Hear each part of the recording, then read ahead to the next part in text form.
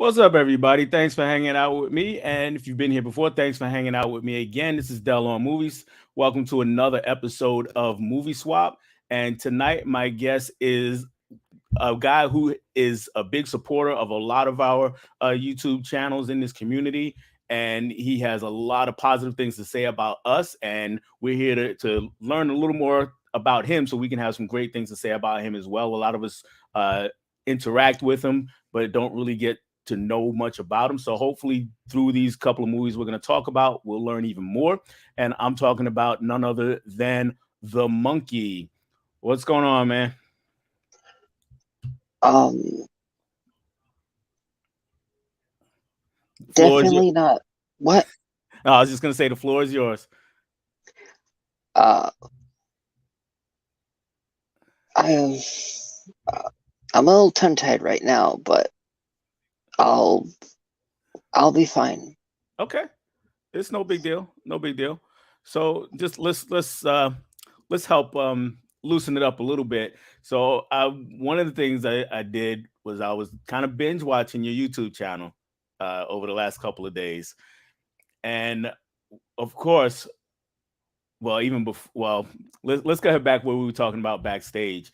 We were talking about your list for the top movies of the 90s. And Mhm. you talked about your number one. I'll let you tell what your number one is if you're comfortable, and you can go ahead and say anything about that. Well, when I was 11 years old, there was a film that came out that I was actually the same age as the actress in it, and it is a film, like I said in the stream from last night that I commented in, that every time I watch it, I'm back to being 11 years old, and my mom is still alive. And it is. Can you see it? I can see it. I'm gonna give you the full screen here so you can show it to everybody. Make sure they can see it. All right, we got it. And it just. I just. It is a film that before special effects and before all that other stuff that films have now, it proves that love that a couple that is broken, if if if what they created tries to reunite them, nothing can separate them. A and the film is just so awesome because there's so many different parallels. It starts with a broken photograph and it ends with new sharp photographs being taken, and it's just and we don't have summer camp like that anymore. But the interesting fact is, I looked it up, and I'm also the same age as the boy that gets taken to the summer camp by mistake also. So I thought that was pretty cool. Okay. So I got a question for you. Then have you seen the original Parent Trap? Yes, but I hate it. But because of it, I was able to recognize when in the remake when she sings when she gets close to the elevator the "Let's Get Together" song. Okay. Yeah. Yeah. But I hate the hairstyles. I hate the look of this, all of it. I mean, for some reason, the original, I just that movie burns my biscuits. Well, it was the 60s. You can't. Well, that was the hairstyle. Those were the things back then. Those were the styles. Yeah, All right. but So if that's a but if that's a true English accent, I'll eat my toes. I'm not real sure on if the accents were accurate because, like I said, it's been a long time since I've seen the original one. I do like the one you picked. I do like that one better. I think that was '98 that one came out. Yes. Yeah, I do like that one better. So now your list it was all Disney, or I think it was all Hmm. right. So, Yeah. what made you to go that route? Well, in all the Disney films, there is a sense of realism and relatability in the 90 films. How often can we say that about films nowadays? I mean, we have films of out of shape coaches having to coach a team of uh, a team of disabled. We have we have film about superheroes, and 90% of it is green screen and Elton John songs. You know, Elton the John song, okay. 90 Ant-Man Quantumania, Yeah, I've but seen. the 90s is all about hope in the Disney films. There's always hope, and that's what the world needs more of. And when you turn on a Disney film, I don't care if it's Beauty and the Beast, I don't care if it's George of the Jungle. The good guy always wins, and there is always a silver lining. Okay, there's nothing wrong with that. So now I watched another video, a couple of, like I said, I've binge watched your channel, and you got a video about High School Musical. Which Yes, which one is your favorite of the trilogy? I would say number three because in it, Good man. Troy, because Troy comes to the realization that he doesn't have to choose just one or the other. He can have both. He can he can pursue his passion for his sports and pursue his love for Gabriella. He can do one during part of his time and her on the other, and he stuck to it and to the point where his best friend, played by Corbin something, even even Corbin Blue. uh, yeah, told him that he would see him when his team played his. Yeah. So I know the name Corbin Blue because my daughters were at the age where that was really popular. All the Disney stuff was really popular, so they were big High School Musical fans. So I watched all the movies with them, and I'm with you. Three is the best one. That's my favorite of the bunch. That's a And good one. and if anybody is curious as to what happened to Corbin Blue, it is that after those movies and after he did the Disney movie Jump In, he went into Broadway and he's been doing Broadway shows ever since. Yeah, he is on a TV show, or at least he was in the last year or two. I saw him on something. I can't remember the Um, name of it offhand though. Trying to remember. All right, let's go ahead and see who is hanging out with us tonight. We are starting with my man KB was first in. He says good evening. He's hanging out for this one. Thank you, KB. Really appreciate it. And we have Tony from Basement Blues. He says hi. What's going on, Tony? And we have Vinicio the Horror Cholo. He says, "What's up, peoples?" Vinicio, the invite is coming at some point. It is coming at some point. I want to get you up here also.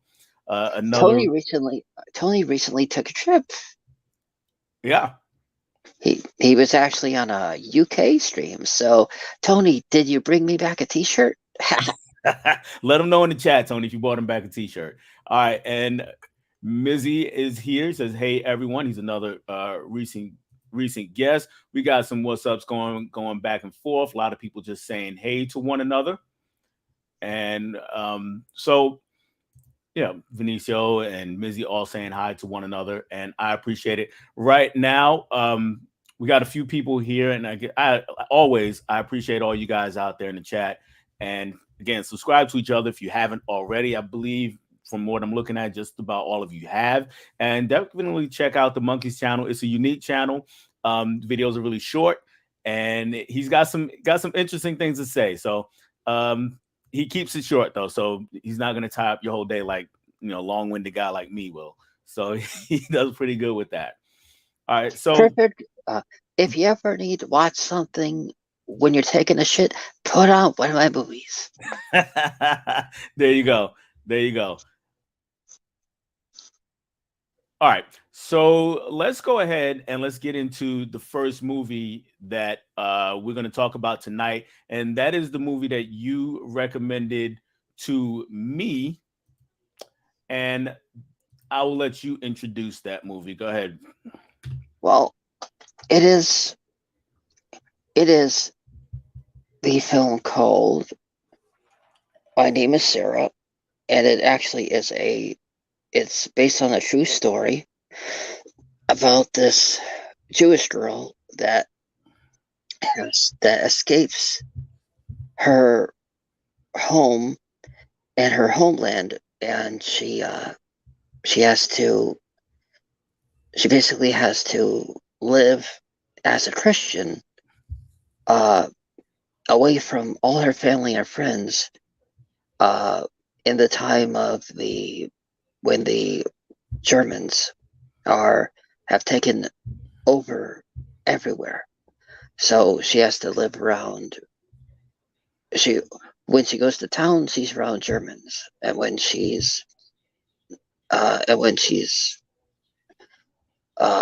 at where she's staying, we'll get into that later. All right. So so again, the name of the movie is My Name is Sarah. I had never heard of this movie, and then I got the message from you saying, "Hey, there's this movie that's pretty personal to me, and I would love to do it on Movie Swap with you." So go ahead if you don't mind sharing what makes this movie personal to you. Well, it's very personal because can you do the full screen for a second? Absolutely. For all of you who don't know,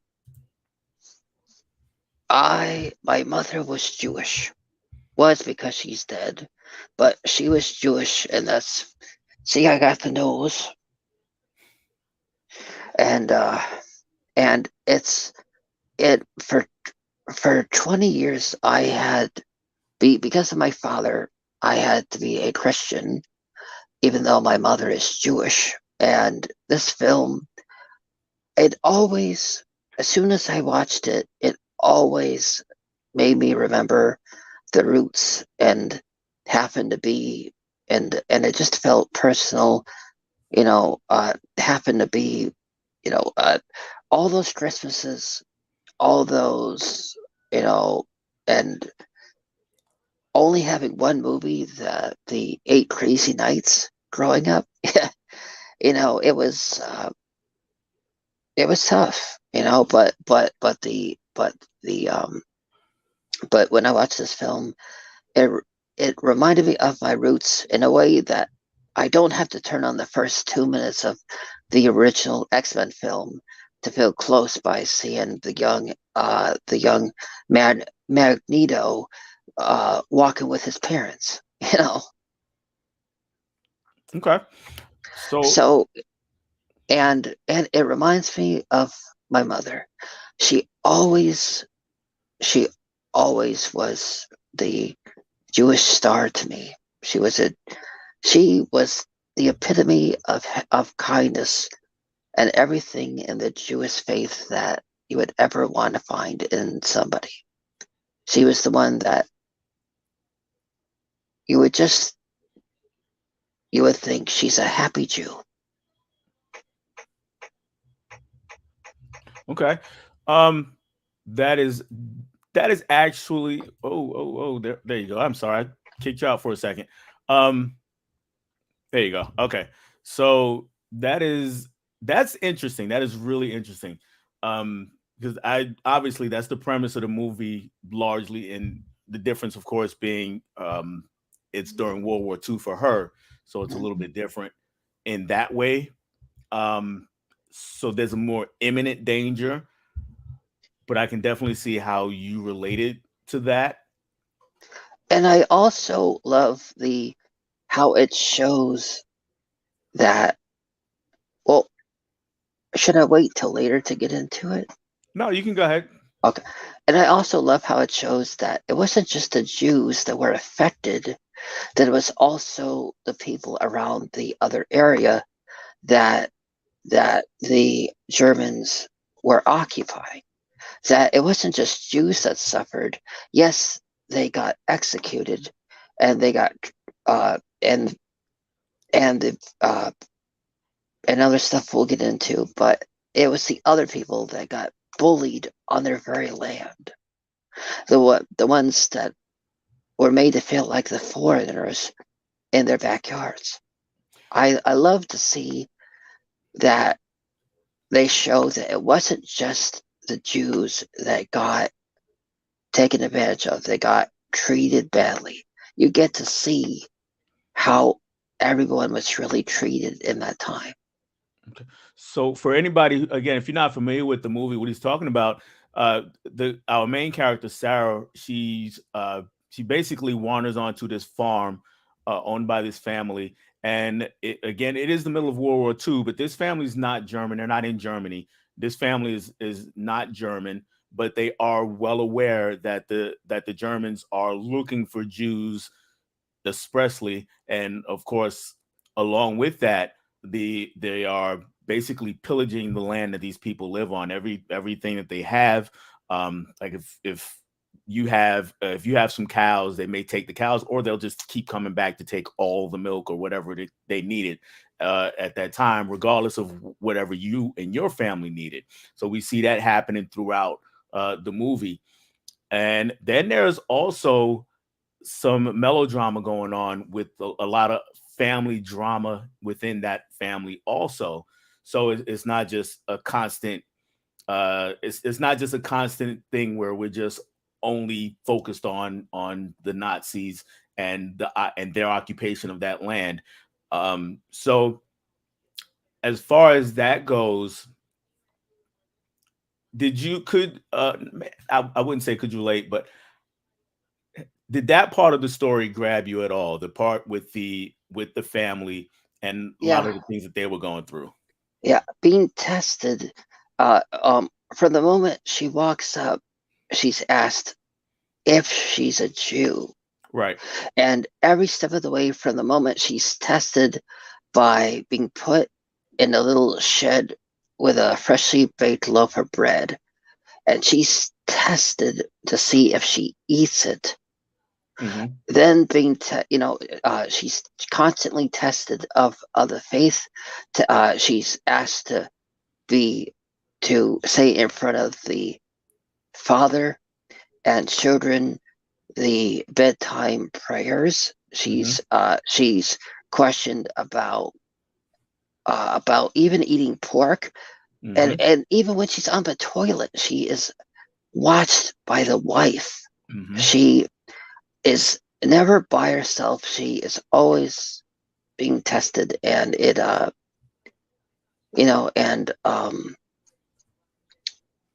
ask any Jews living in a Christian world. Yeah, we feel tested at times. Yeah. Well, the pork thing happens like really early on. It's like right away. It's like the first or second meal she has with the family, Mhm. and I'm going to give away this detail. We're going to try not to spoil the whole thing, um, but I will give away this detail. One of the first meals, they just, of course, as you said, they task her. She's a Jew. They kind of ask her over and over again, kind of waiting for her to crack.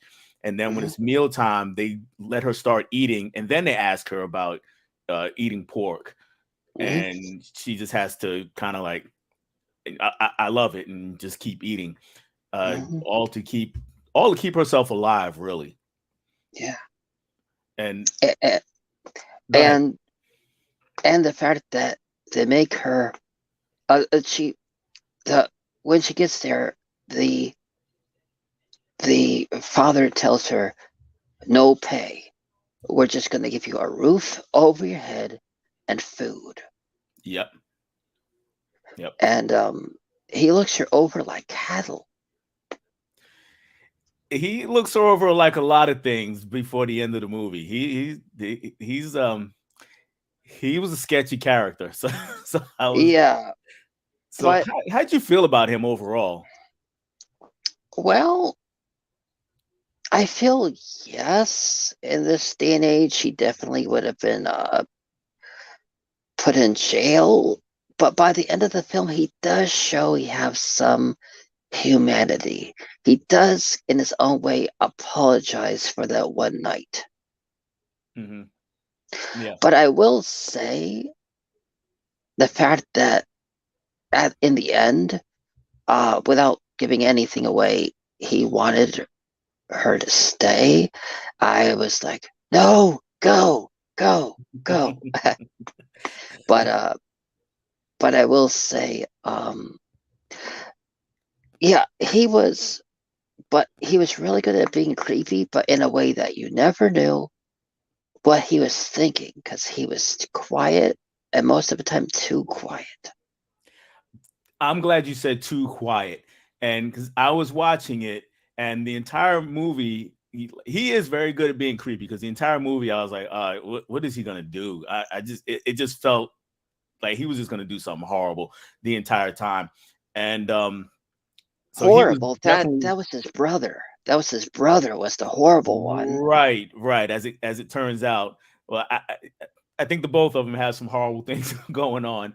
Um, but he was also really insecure, and he had good Hmm. reason. He had very good reason to be insecure, Hmm. and so, he and his wife just had a rocky relationship, to put it mildly. Um, but she seemed to be, for most of the runtime, the more human of the two. Would you agree with that? Who? You mean the wife? Yes. Uh, yes. But she was always watching her and for any slip up. And even when she was at fault, Hmm. she would make her believe that she that like she even had her defending her to where she would lie for her. Hmm. The one that was looking for any reason to kick her out. She got her to lie for her. Hmm. Hmm. So I'd say they both were evil in their own ways. But yes, the wife, you find out later on, you find out why she is the way she is. Right. Right. You Whereas absolutely do. him, whereas him, we don't know. We don't find out why he is the way he is. That's true. We don't really find out. I'm glad you brought that up. Um, we just have to accept that he's that way as viewers, and we're never really told. So it kind of leaves us with an uneasy feeling about him the whole movie. Like, at least Yeah, in my case. yes, yes, constantly whenever he's on screen, yes, I felt uneasy. Yeah, yeah. And that's to go on top of what the Germans were doing, but they did a good Mhm. job in the movie, I think, of making him sympathetic when they needed to. Yeah, Because at the end, especially the last 10 minutes, I really felt he showed more compassion to her. yes, he did. I think he was starting to realize some of his ways, the wrongs of some of his ways, Hmm. and like I said, at the end of the day, one of his big thing that he really wanted to do was provide for his family. Hmm. So go ahead. And I really love that scene, that last scene in the barn where she looks nervous when he walks in, and then he's like, "I'm not here for that. Yeah, I'm just gonna update you what's going on with the war." right. I I loved how they didn't update you on the war for most of the film Hmm. until only the last 5 minutes. Hmm. I got big time worried at that scene. When he came Mhm. into the barn and she was the way she was at that point, I Yeah. got big time worried. I was like, oh man, is this it? But yeah, like you said, he was there. He kind of gave her an update on what was happening, and then from Um, there, she had a decision to make. don't get me wrong. The entire scene, I did hold my breath because, like you, I didn't trust him. I didn't trust him. Not one bit. Not one Mm-mm, bit. I just like, oh, mm. this is gonna be bad. Um, and I like for people, and I'm looking at the chat. I don't think anybody's seen it out there. Um, It just is under the truest. It is the truest. It's based on a true story, and at the end, they show photos of the actual one it was about. They show and they say what happens. That well, anyone that knows history knows that the war ends, and she ended up being, well, she without giving anything away in the film. Uh, After the events of the film, she ends up in her homeland and marrying one of only 5 Jewish families left. Only one guy out of 5 Jewish left in that country, and they end up moving to America. And she does end up having like 3 children. So, but so it is the truest. What do you call it? Thing of the events. Like it true doesn't. representation, maybe. Yeah, yeah. It's the truest representation of what really happened. It doesn't sugarcoat it. I, if you remember Schindler's List, Yes. they don't show what happened afterwards. Where this one, it shows more from her point of view. It Mhm. shows from what really happened. It shows what it was like for a Jew to go through all that and always have to be on guard and always have to just, always basically not be herself. Yeah. And now I will say this: my one drawback to the movie, you've already brought up what she did Mhm. after the events of the film. So my one drawback was that part of the story is a part of the story I wanted to see because that sounds also very interesting. Her getting back to where she was and finding Mhm. this guy. So I kind of wanted to see that part.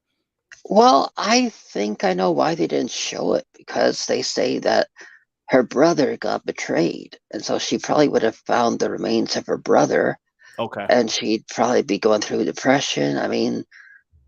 He already let her know that when they were leaving, her father, her mother, and 2 brothers were being slain. Hmm.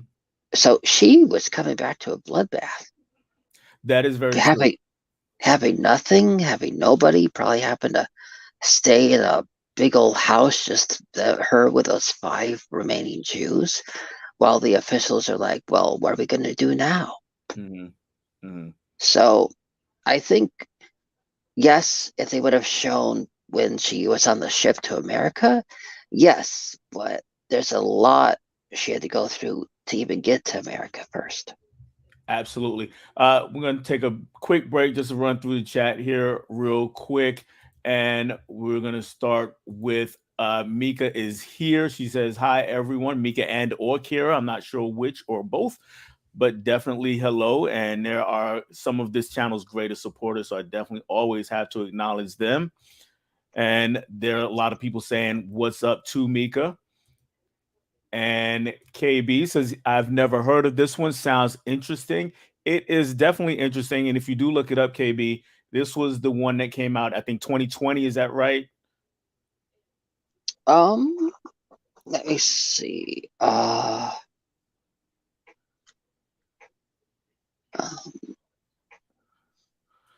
While he's looking that up, the reason I say that is because there's several movies apparently called My Name is Sarah. When I was trying to find this one, I had to make sure I found the right one. But this one is 2020, and the lead actress's name, I can't pronounce it offhand. Are you able to say it for me?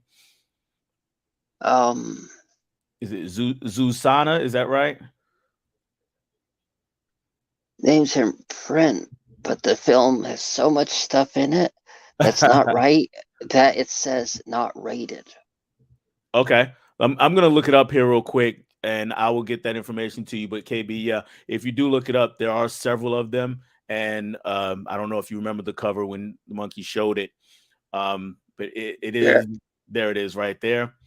Just make sure that that is the picture, because like I said, there are several of them, several movies named My Name is Sarah, and they all have uh different plots and have not much to do with each other, or not anything to do with each other, I should say.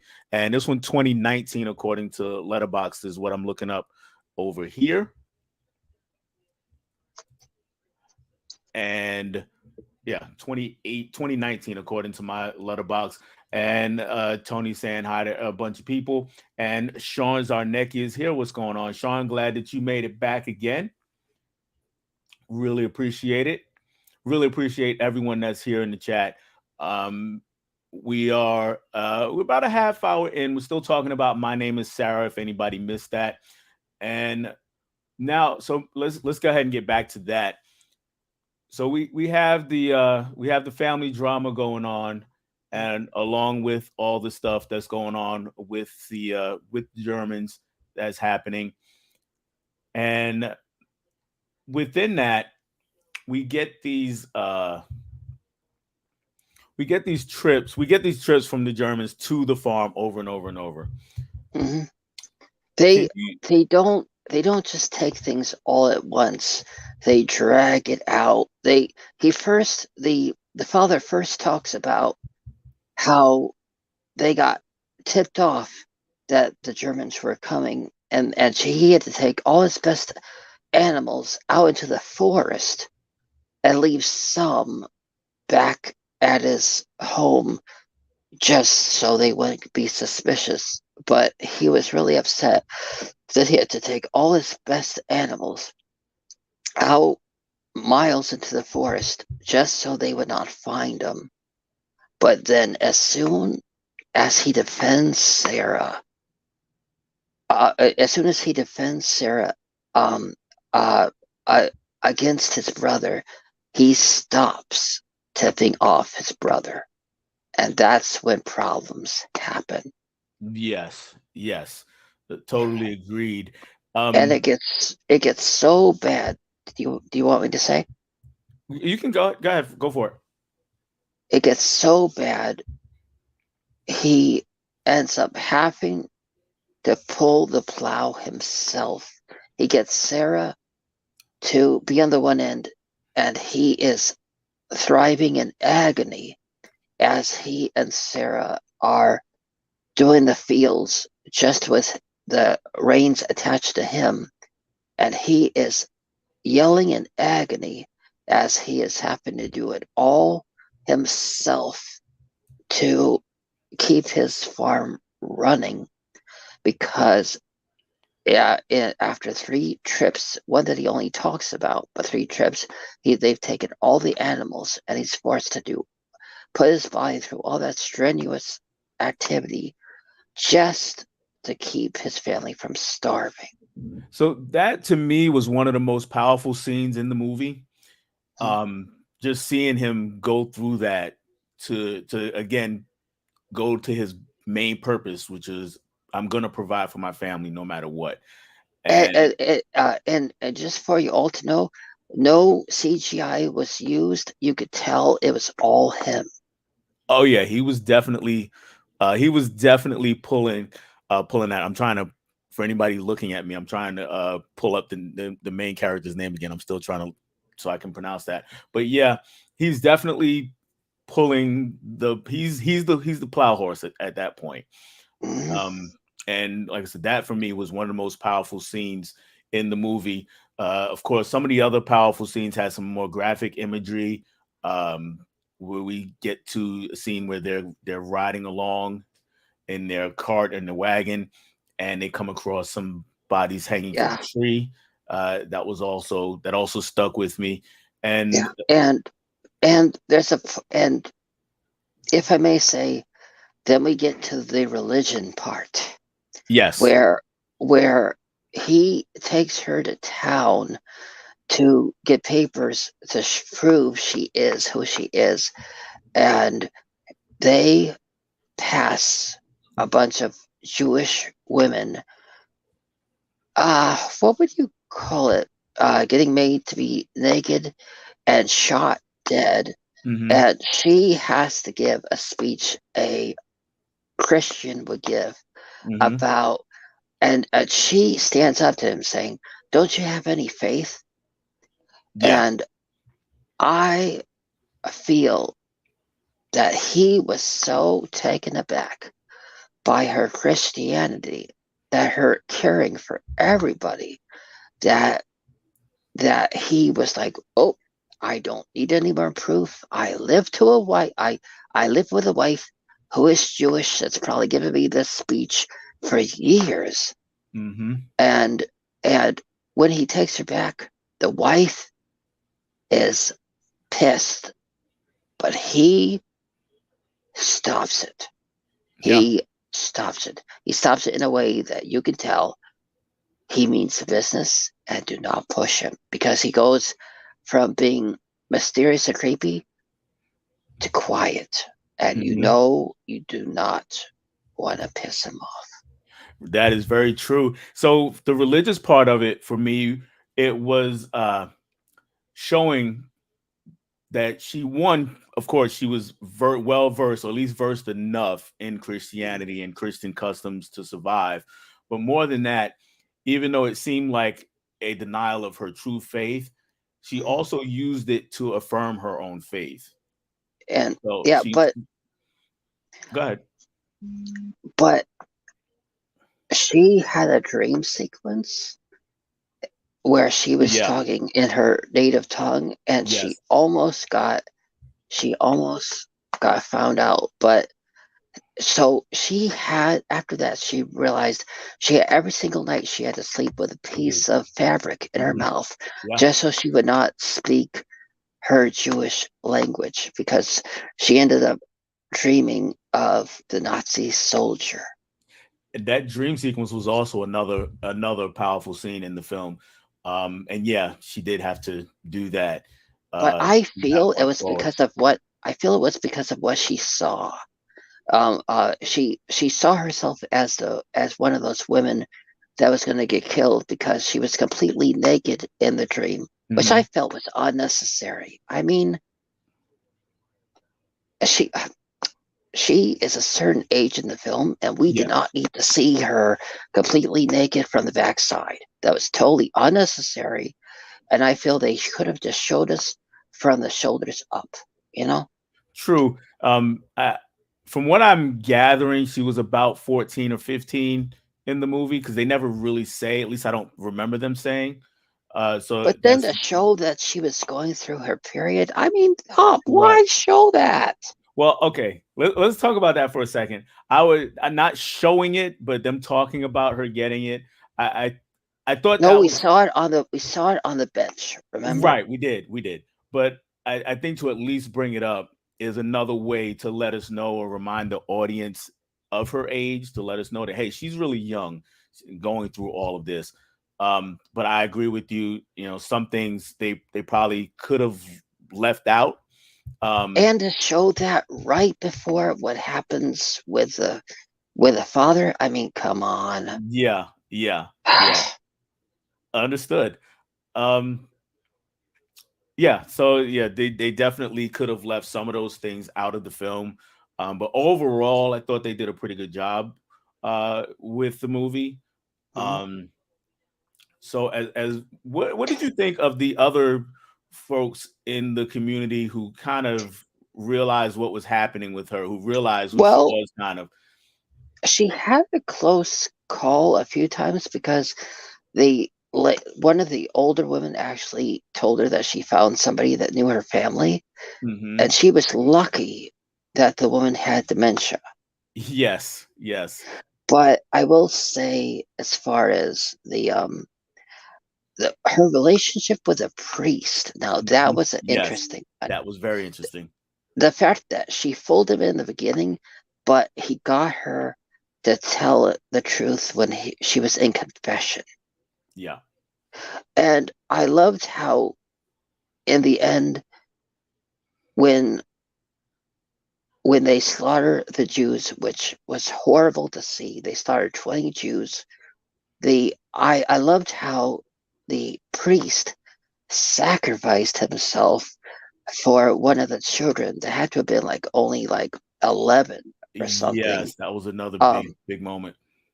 but but because he took him and he took him in front of the officer and showed him he's only 11 years old. He doesn't deserve to die.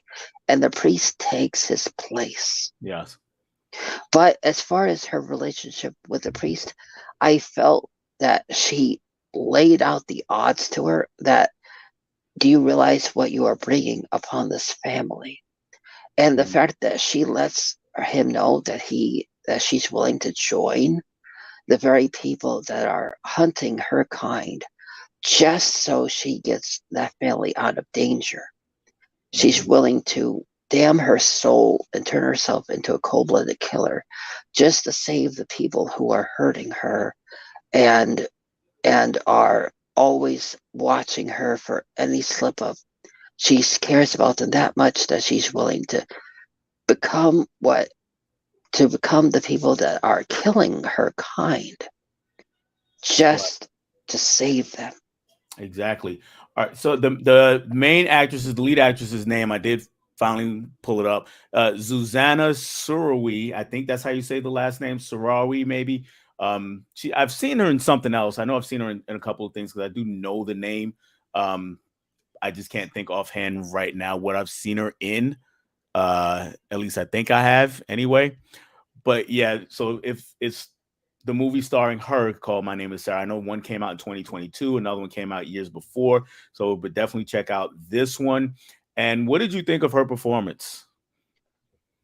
I think it was definitely believable.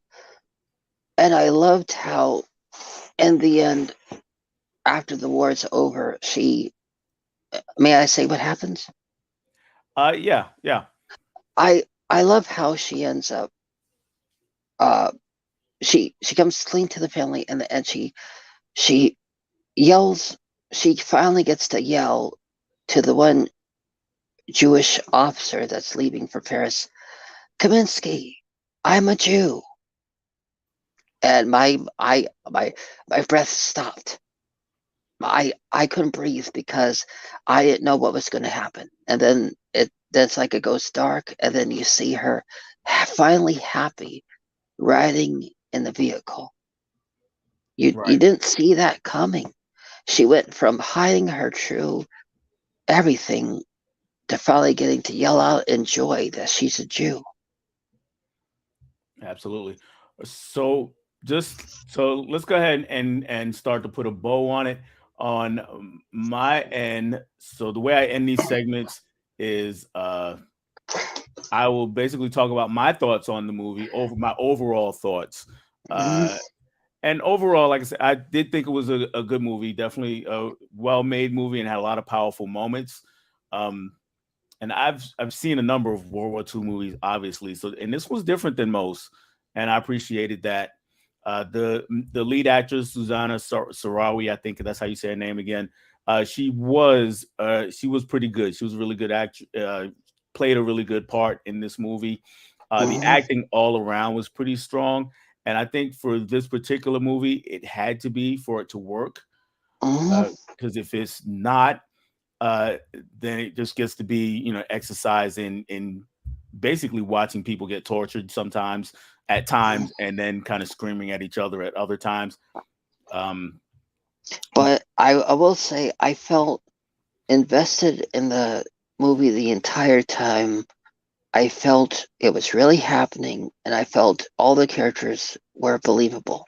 yes, they were definitely believable, and like I said, but along with the World War II stuff happening, we do get this family drama that's running right alongside it and intertwined with it, and it all does keep you engaged. So if you haven't seen My Name is Sarah, I do recommend it. It is a good watch. It can be tough at times. But don't but do not watch it with your children. Make sure they're in bed first. Yeah, this is not a totally family friendly movie for sure. Absolutely. All right. So right now, I'm just gonna run back through the chat, see if we have a few extra. I think we have at least one or two extra people that have come in, and then we'll move on to the other movie. Tiana Loves Movies is here. What's going on, Tiana? I appreciate it. We got some highs back and forth to Tiana. And then I have a question from Emmett. He's asking me, can I do a movie swap with Ken from Mid Level Media next week? It will not be next week. I am going to try to get Ken up here sometime soon. Next week, we'll talk about next week. So by the end of the stream, you'll see who that is. But I do want to get Ken up here, and he's been gracious enough to be in the chat for most of these. And I really appreciate him for that, even though he's a much bigger channel than I am. I'm small potatoes. May I say one thing? Go for it. I fully support Mid-Revolution. Yeah, Mid-Levolution. Yes, absolutely. Yeah. And all those guys are great, and Ken is hilarious. And now he's got his wife doing things also. So yeah. Props to them. Shout out to the Lost Girls. Tune in, and if you miss an episode, Michael will go after you. They have been definitely doing their thing. I really appreciate the Lost Girls screens. Really have a good time with those. I'm not sure if you were in the chat watching when they did the Scream review. That was I haven't seen Scream yet, so I'm waiting to see it. That was a good idea, because we definitely spoiled the movie on that one. So that was a good idea not to watch that one yet. But when you see it, you go back and check it out and have a laugh. So let's we're going to switch over to the other movie. And wow, that's all I can say. All right, well, let me intro it first, and then I'll let you get into your thoughts on it. All right. Sorry.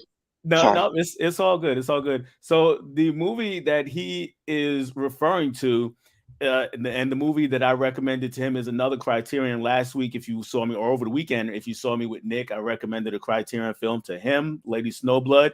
He loved it, and I'm so happy with that, because it warms my heart. Like I told him, that someone would actually appreciate and really love the movie that I suggest to them.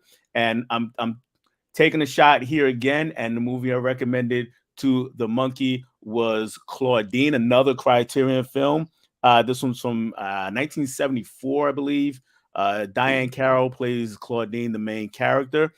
And she is a mom of a whole litter of kids, single mom, 6 kids of various ages.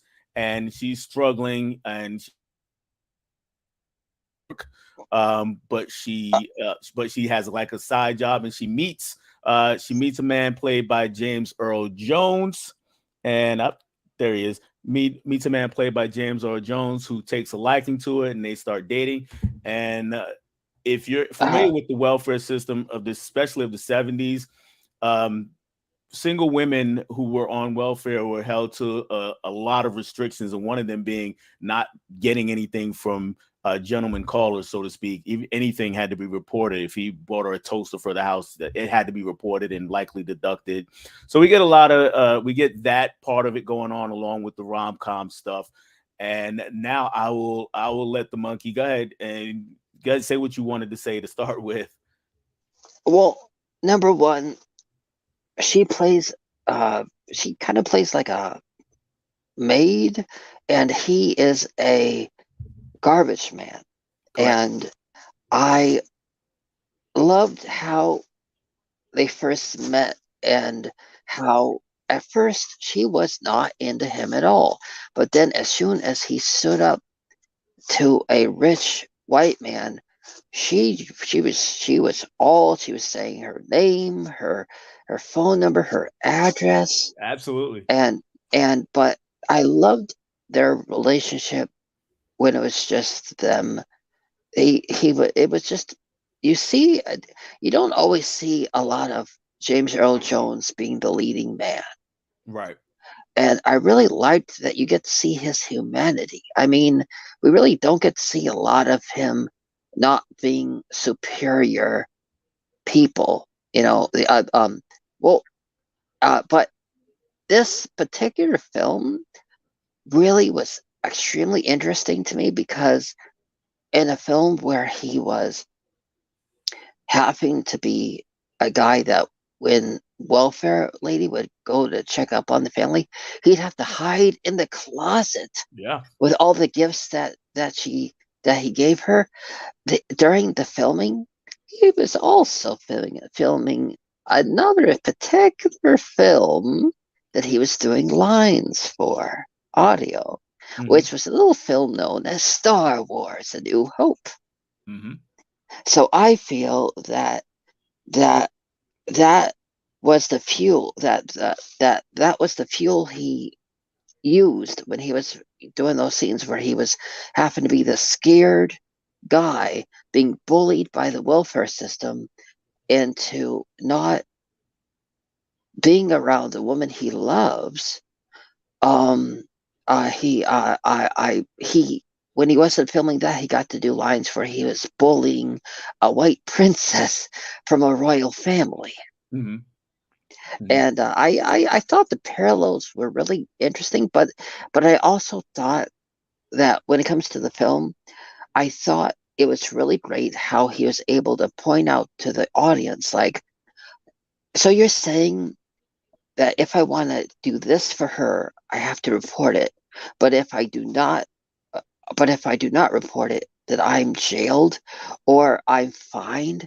He would he really lets us know that he's basically damned if he does want to show her any sort of attention or give her anything. It's like even though he starts out loving her, he is he feels more and more restricted by the rules of the welfare system, that he just cannot win, just cannot that he cannot be a he can't be a man in a relationship where basically the welfare would be the man, where he would have to be the subservient to welfare.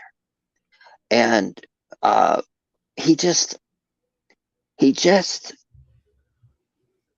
he, he ends up even running away. This proud man that in the beginning stands up to all the kids and says, "Your mom's going to go out on a date with me, and you are going to have to deal with it."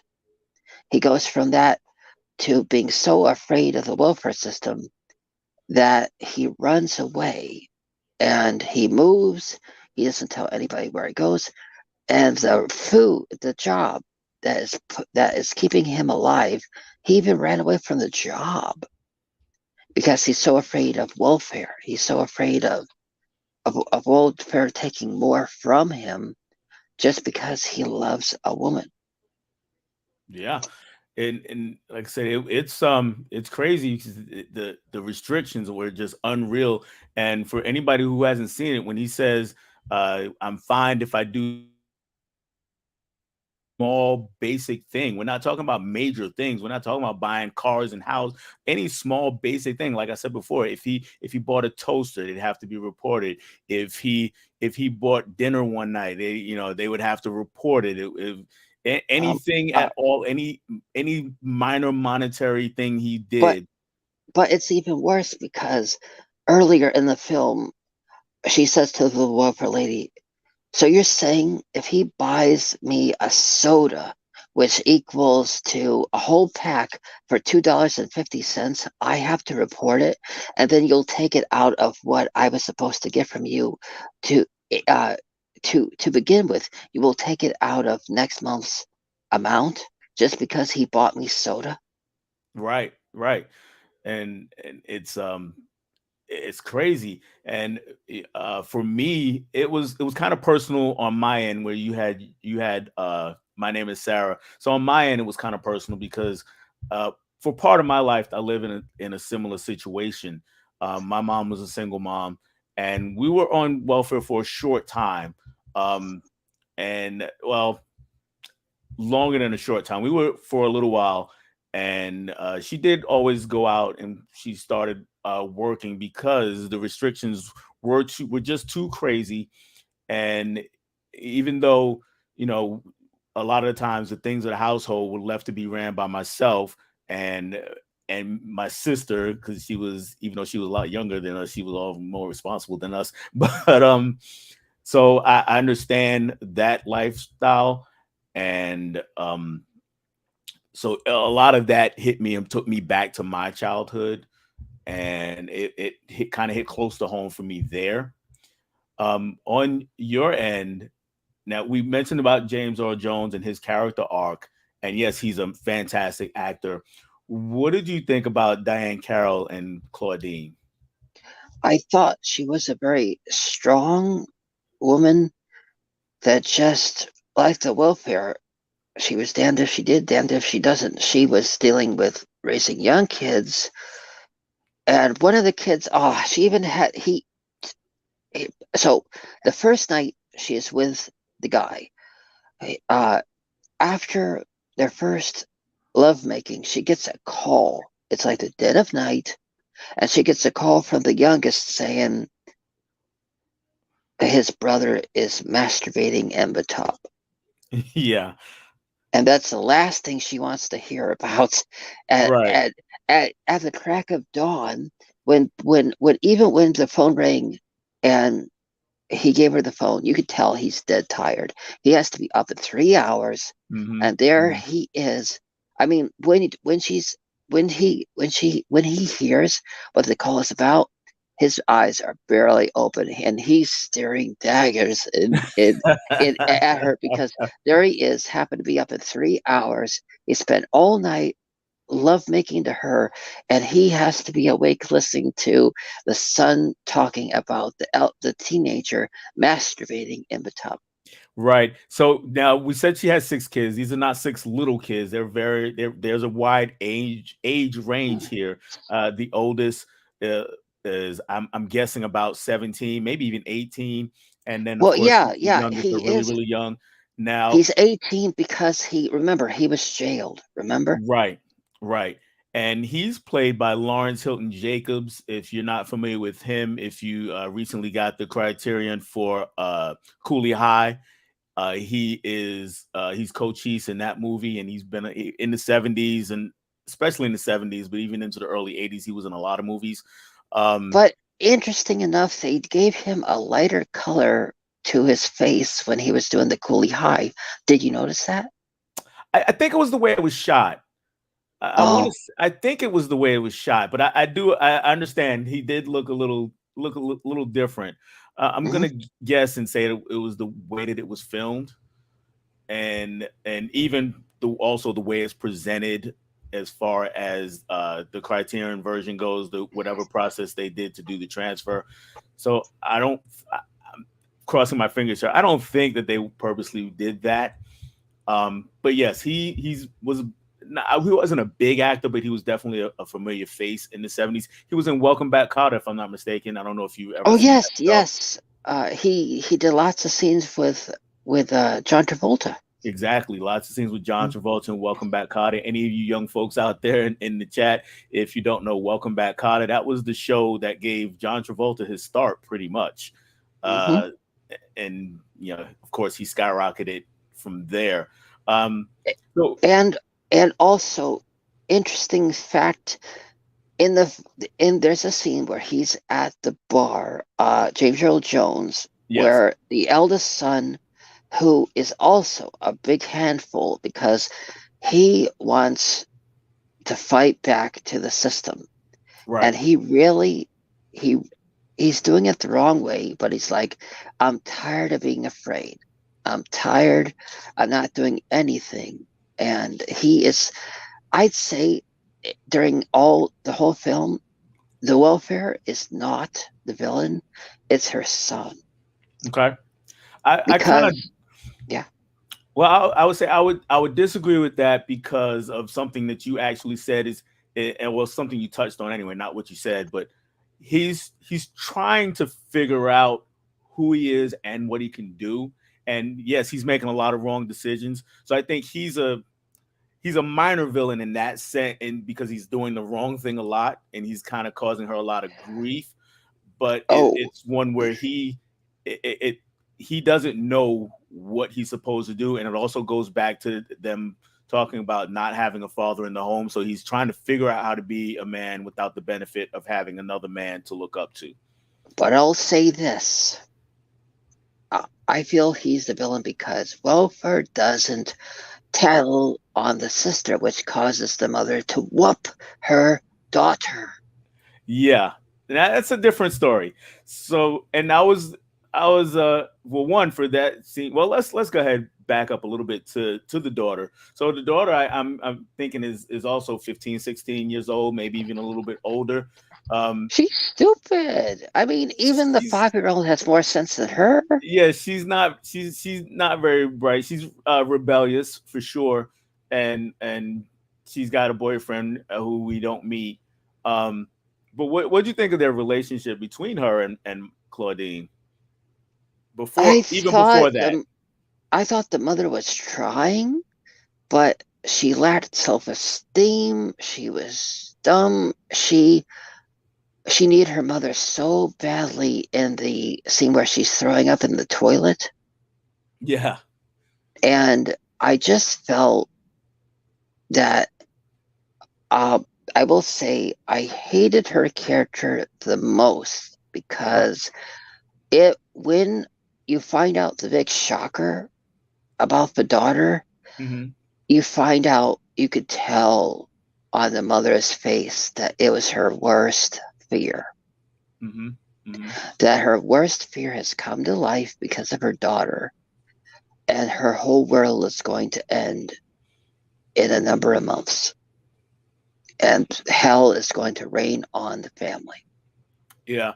And And the mother just goes from a nice, law abiding citizen that respects her family, loves her family, does everything for her family, to seeking vengeance.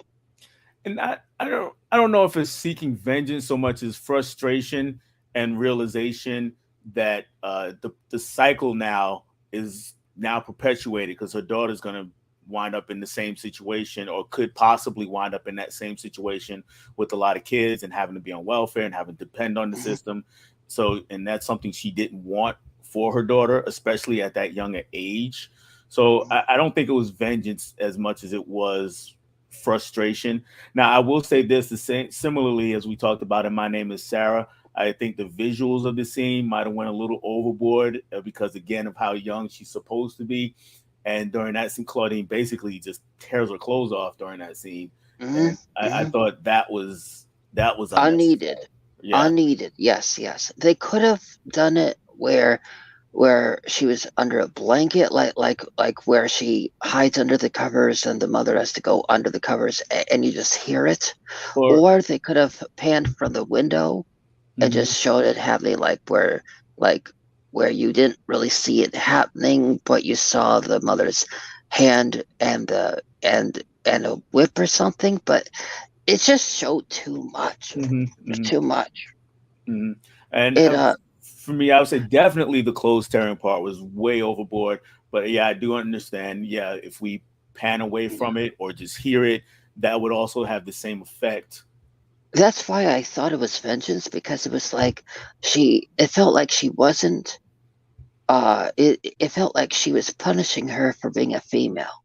That she ripped off all her clothes to make the point that you are that you are a female and you did this to yourself by allowing this to happen. And it just felt that she was trying to teach her a lesson, that if she that it was because she gave in to her desires that she was being punished as what she is, you know? Hmm. And that's an interesting point to say that she was punishing her because she was female. Uh, I had never thought of it that way. Never really looked at it that way. But you do make sense. So I'm glad that you brought that point of view to my attention. Um, but they had a contentious relationship right from the start. So when we get to the end and that thing happens, it's basically everything coming to a head. We had the two little ones we don't get as much from that. They're kind of window dressing almost in a lot of Well, ways. we do kind of get a little bit into Mhm. their world when we find out that they basically feel invisible. Yes, yeah, and it makes sense because even the movie kind of treats him that way for a lot of the film. Um, so I if I may say, from what I thought, it was like the film teaches you that the people on welfare that the older that in the 70s that the younger you were, they did not pay attention to you, but the older you got, they watched you like a hawk.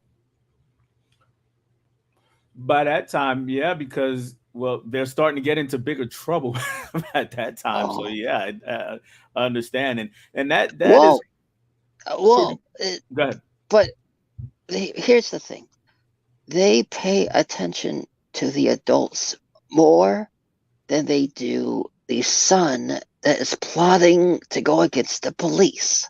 Hmm. So I really feel it does have to do with them paying attention to the age Hmm. versus who they should have been paying attention to. Because Hmm.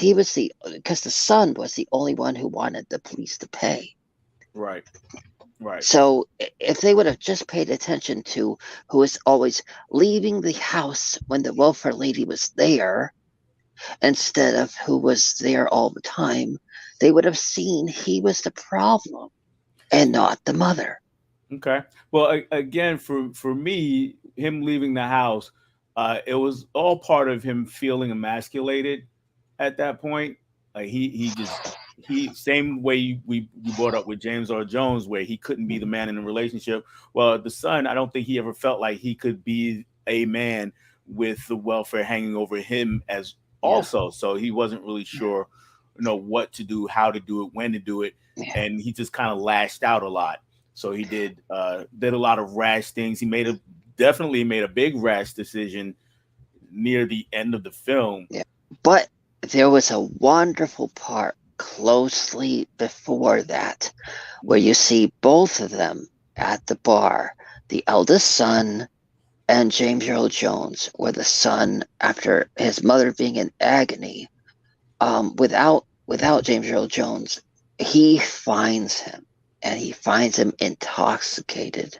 Yeah. And the interesting thing that I don't think you notice is when you hear him say, I want to testify, he's not saying that he wants to testify in the church sense. He is quoting a song from one of his records. Yeah. There is a there is a musical artist that came out with that song from 1967 who is a really psychedelic fellow you might want to listen to. That is so if you look at the 1967 album song, I Want to Testify, there's, oh my God, you will love the artist.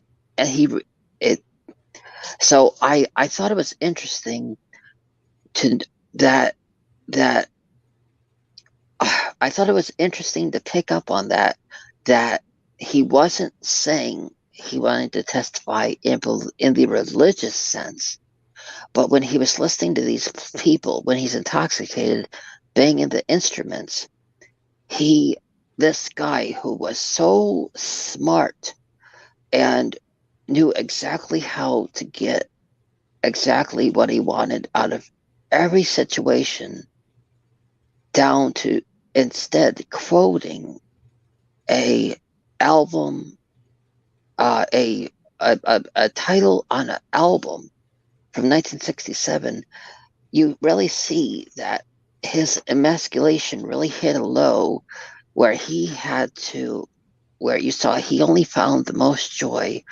from quoting a superior man in his eyes, where he used to feel superior in the beginning of the film. Right. All right. So let's take a quick look at the chat. We do have a few comments about the movie. Mika says Claudine is a great film. Mhm. And she's James Earl Jones is a great actor. Loved him in this role. He is a great actor. Most of us definitely have at least one James Earl Jones role that we like, and probably a few. But I will say, seeing him as a leading man really was a oh my god moment for me, because I went from seeing him as the lead to seeing him as either a emperor of a foreign land, or a guy that owned a junkyard in What the Deaf Man Heard, Mm-hmm. to the Darth Vader himself. Mm-hmm. Mm-hmm. And speaking of that, I don't know if you can see what I'm wearing, but look. Let me go full screen with you because I'm having a hard time seeing exactly what we got here. Oh, okay, we got Grogu. Is that right? Yeah, yeah. Or as he was known in the first one, the child. The child. All right. Yeah. Have you started watching season 3 yet of The Mandalorian? Yes. Let me just say that's why I was a little bit scared to talk about my past, as we see in the most recent episode, that the best thing to do is when you have a bad past is to not talk about it. Exactly. I've enjoyed the new season so far. But back to James Earl Jones as a leading man. Have you ever seen the movie The Great White Hype? I'm No. sorry, The Great White Hope. Sorry, Great White Hype is a different Oh, movie. Great White Hope. no, no. That But that but I have seen the film starring the guy from Lethal Weapon, where he was co-starred with oh, what's her name? Whoopi Goldberg. Oh, The Color Purple, you mean? No, no, there was another one where she's married to a guy, and it's she's married to Danny Glover. That's The Color Purple, unless there's another one that they did together. Oh, okay, okay. Well, Yeah. No, the Great White Hope came out. I want to say around the time when Claudine came out, somewhere within a few years of it, and it's historical fiction more or less. The main character is a boxer. He's heavyweight champion of the world back in the late 19th century to 1800s, and he's based on real heavyweight champion Jack Johnson. And even though they never say his name in it, and the whole gist of the movie is that he's a dominant fighter, and the establishment is trying to find a white fighter to dethrone him. And so we follow him during that time. And that is another movie where James Earl Jones is the lead character. So if you're interested in that and seeing him in the lead again, I would check that one out. well, actually, they had an episode very similar to that in Doogie Howser in the first season, where you find out that that there's this boxer that kept winning so much that that this black boxer, that when he fought a white opponent, they purposely did not start the count for 4 seconds, Mm-hmm. just so that it would come to a split decision, where and then they chose that the white guy won, even though he got up at 9 Okay. after the 4 second lead. Right, right. That is a great memory because I haven't seen an episode in Doogie Howser in 25, at least 25, maybe 30 years. So that's a great memory. Well, Um, the bad problem about having a great memory is it's not just the good things you remember, but the bad as well. yeah, I imagine it would be. And a lot of us, the bad things kind of stick with us a little more. All right, KB, this is a great time to pick up Claudine with the Criterion flash sale going on. I think that's today and tomorrow, or is it tomorrow and the next day? I can't remember. But yes, it is definitely flash sale time for Criterion. Mika Um, agrees. Speaking of Flash, I hope the movie will be good. I hope so. I hope so. I'll see it at some point. If I may or may not see it in the theaters, but I definitely hope it's good. Mika says working in human services, helping people get these benefits is crazy. The stipulations they put on people to get these benefits. Oh, Um, speaking of that, may I say one current thing? yeah. I happen to see in the news that they are trying to do this thing where you have, like, they said on the news that they're going to try to make it so that you have to be 70 years old to qualify for being on Medicare. Wow. They actually said it in the news that they're trying to make that a law. Wow. Yeah. There I was looking to see more talk about Kamala Harris and Biden, and they brought this up, and I was like, huh, did they watch this movie too? They may have. They may have. And I'm sure Mika's got some interesting stories about it. She said that was a tough scene between her and the daughter. Agreed that the relationship was very contentious. Yes, it was all the way Shout through. shout shout out shout out to Mika. If you haven't joined her podcast, be sure to subscribe. Her and her twin do a wonderful podcast, and everyone needs to subscribe. And everyone that hasn't, I'm actually surprised Cody isn't here to actually say, everyone roundhouse kick that like button. Yes, please hit the like button if you are here, and I would greatly appreciate it. And it would let me know, and of course, the infamous algorithm know that you guys like this kind of content. Culture Trini is in the house. What's up, Culture Trini? Thank you for joining us. And in case you missed it, we are currently talking about Claudine, starring Diane Carroll and James Earl Jones. Earlier on, we talked about a movie called My Name is Sarah from 2019. That was about a young Jewish girl during World War II and the things that she And goes through. and in case you need to see the cover, here we go. There's the cover right there. And you put it down. There you go. There you go. Thank you. And Mika says, yes, they are trying to increase the Social Security benefit from 65 to 70. That is that's tough. That's a long conversation. We could have it another time. And then Mika thanks you for your support. She says they appreciate it. And thank you for coming up with that wonderful content.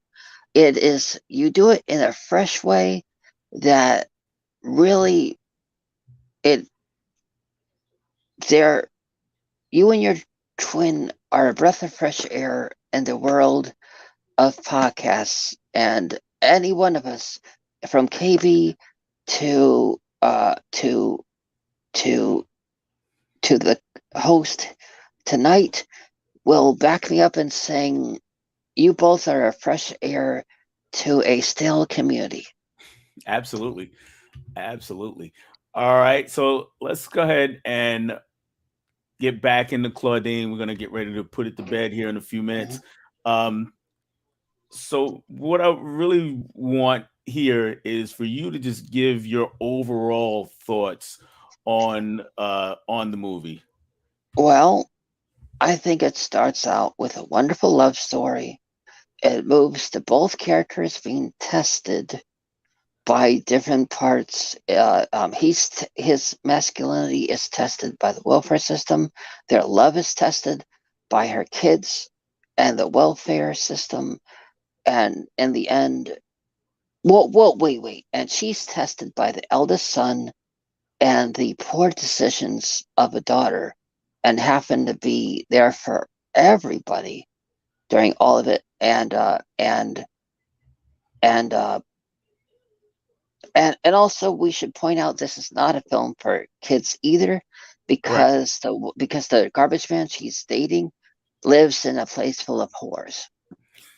Yeah, I kind of skipped over that, but it was funny because he when he takes her to his place and she sees them all kind of milling around there, and he's like, "Yeah, we got a lot of ladies of the night here, but it's a nice building." And I thought that was one of the funnier. No. He didn't say nice building. He said there was a higher quality of rat. Higher quality of rat. That's right. That's right. I got a kick out of that. One of the funnier moments of the movie. Yeah, but I loved that towards the end, he basically comes out and says, I just never did good with kids. And dealing with 6 is something I cannot handle. And it takes the youngest to say, that the oldest son and the daughter that's going to be pregnant is moving out, and that it's going to be down to four. And you see James Earl Jones get his classic smile back, and he agrees to marry her. Yes. Yes. And I loved that in the end, he even comes to the rescue of the eldest son, because when they're getting married and they come and he comes in, he doesn't push him out. He fights the officer that hit his son. Mm-hmm. Mm-hmm. And I love how in the end, I swear the ending is straight out of a Disney film, because you see that they're getting arrested and all the kids are just running to the police vehicle. Right. And all of them are like, we want to go too. We want to go too. And even the police officer, remember, is helping them into Yeah. the vehicle. Yeah. And the whole family is going to jail. Yeah. Everyone just going to jail as a family. Yeah, so it was And a definitely a bittersweet moment, but it definitely showed the unity of the family at that time. yeah, and I'm happy it ended there, because we don't want to see what happened next. Yeah, probably not. Probably not. Would you recommend this movie to other people? Adults, yes, preferably people that did not have kids, and people that are not on welfare. Okay. I will say people are angry now, and they're looking for reasons to be angry. And so, if there's one thing you do not want to give people nowadays in this world, it's a reason to be angry. Okay. Uh, so I know a lot of people that are not on welfare, and so yes, I would recommend it. As a great James Earl Jones fan, like I would recommend it to everybody that's a James Earl Jones fan. But I would not recommend it to anybody that has daughters. It's not a mother and daughter film. If it's a family that has a son or sons, I'd say it's okay to watch it. But I'd say it's a toxic mother and daughter relationship film. Wouldn't you agree? It is a toxic one. I'm not sure if I would say don't watch it if you have daughters.